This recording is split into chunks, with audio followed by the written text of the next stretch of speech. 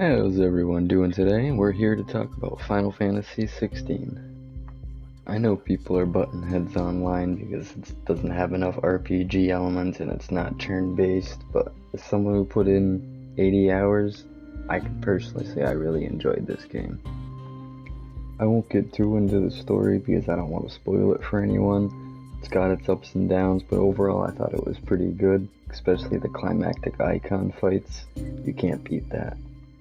I'd even go as far to say some of them are even better than God of War's fights. The side quest is definitely one of the parts that falls short, but they do make up for it in the end. They do have some good finishing to them, you just have to make it there. The side quests also really help out with getting all the materials you need to make all your swords, band braces, and belts.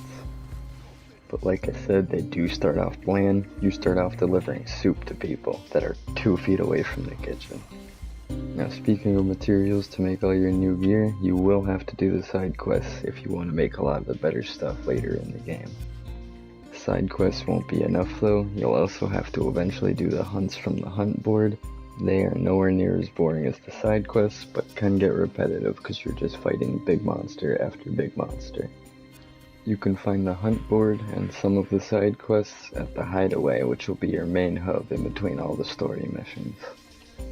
The hideaway is also where you'll be crafting all your new gear, and you can buy potions, check letters other characters have sent you throughout the game, and you can also check the state of how the world's doing. After you get a decent amount in the game, you'll unlock a place called Patron's Whispers as well, which you'll get from all the renown you get from killing monsters, completing quests, and completing that hunt board. It'll give you gold, sometimes items, sometimes ability points. You can also unlock new songs that'll play at your hideaway. Now, let's talk about combat, where this game really shines.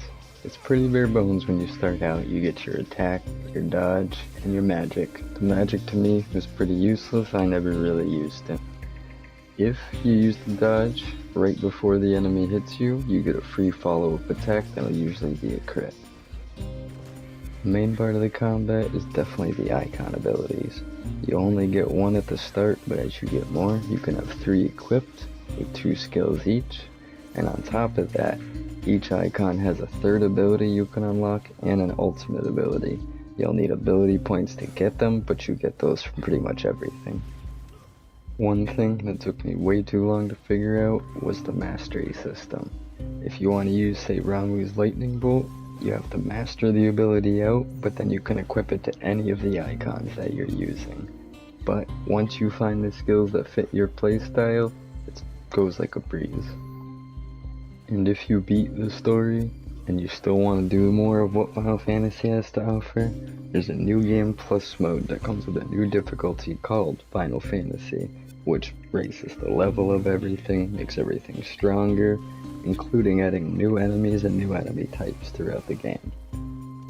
If you do decide to do New Game Plus, I'd really recommend doing all of the side quests and hunts from the base game, because everything you get is going to carry over, including the materials you'll need for a lot of the new gear and New Game Plus.